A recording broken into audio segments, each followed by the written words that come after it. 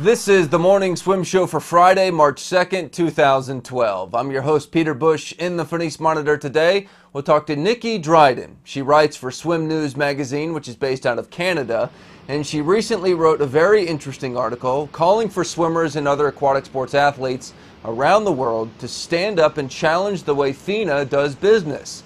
Here to elaborate, Nikki Dryden in the FINA Monitor from New York City. Hi, Nikki. Thanks for coming on the show. How are you?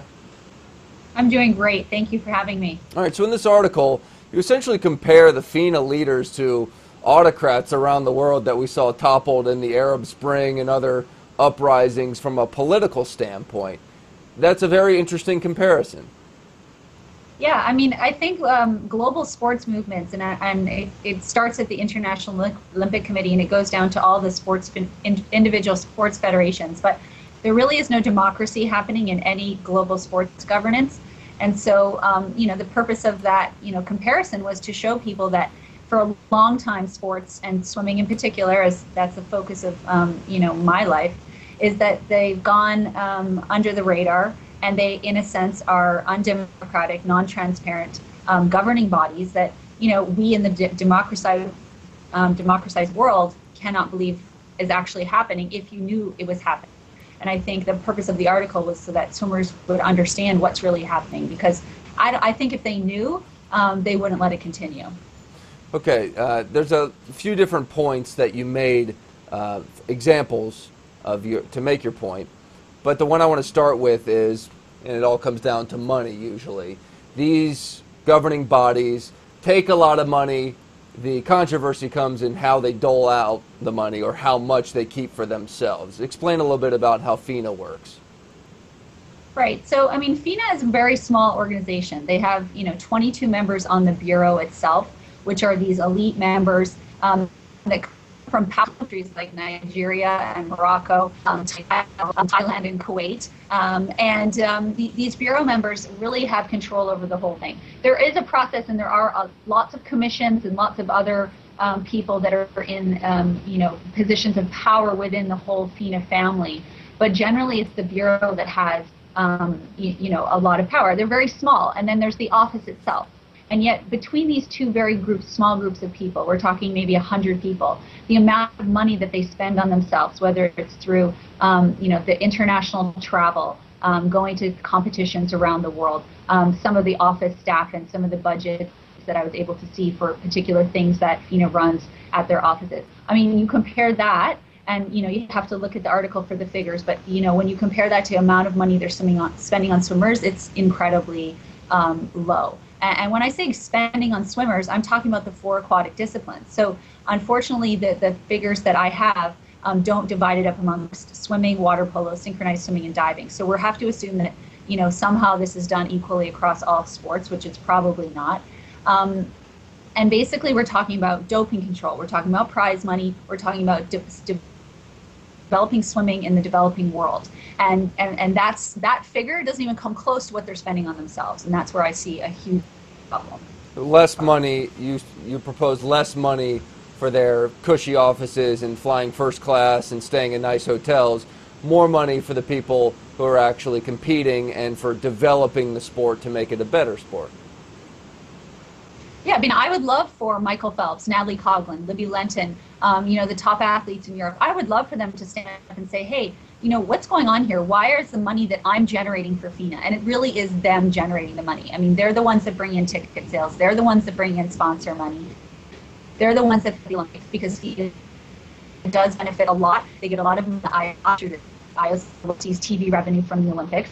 All of that money that's generated off swimmers is not going back to swimmers. And I'm not saying it all has to go into prize money. I mean, I think that what we need is an open discussion about what will make swimming better. Because right now, FINA's version of better swimming is making more money for themselves, selling more tickets at a world championships, having more swimmers compete. But are they really competing at a level that's competitive? I would love to see swimmers from all countries around the world who are competitive and can race in the final, not just go and be participants at the world championships. So I would love to see an equitable swimming world where you have girls and boys from developing countries who are able to compete, coaches that are women and men, being able to come to the championships, administrators who are women and men being able to participate in swimming sports governance.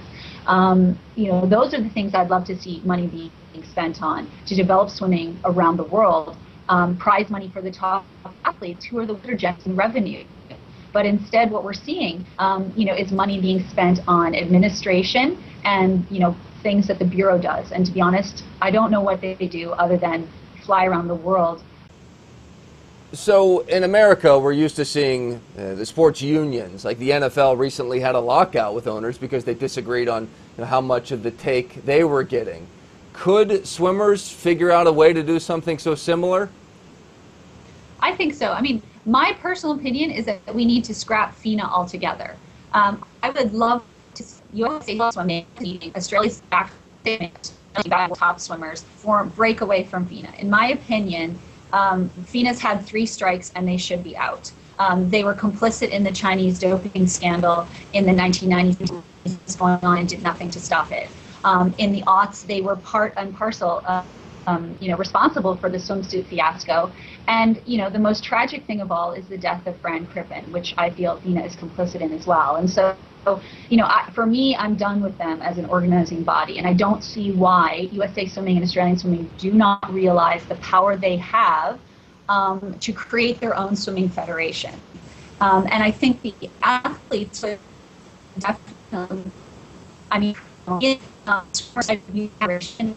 I think there can be a great balance between current swimmers who understand what are the issues facing swimmers today, along with retired swimmers who maybe have more resources in order to help effectuate change. And so I think a swimmers union is definitely a first step to all of this, or even a step that could go along with creating a new swimming federation. And so, there are athletes unions in Europe, which swimmers are a part of, that really understand, what are the needs of an athlete. A lot of swimmers don't, we're young when we swim, and we're young when we swim fast, especially girls. And so, the idea that there's life after swimming, how do we set that up? What does it look like? Do we have health insurance? Do we have mental health care for when we retire?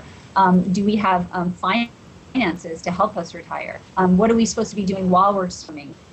Can we have part-time jobs? I mean, there's so many issues around the life of an athlete that a swimmers union could really help support in terms of what it means to be a swimmer, both in your current career and when you retire.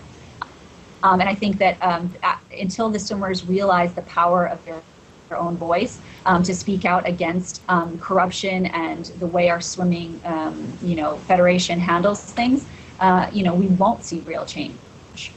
Well, Nikki, first of all, just to our viewers, we know that the connection's breaking up a little bit, but Nikki, we want to tell you we really appreciate you writing the article and for this call for awareness. I think it's an important step in where the sport goes from here, and thank you very much for joining us.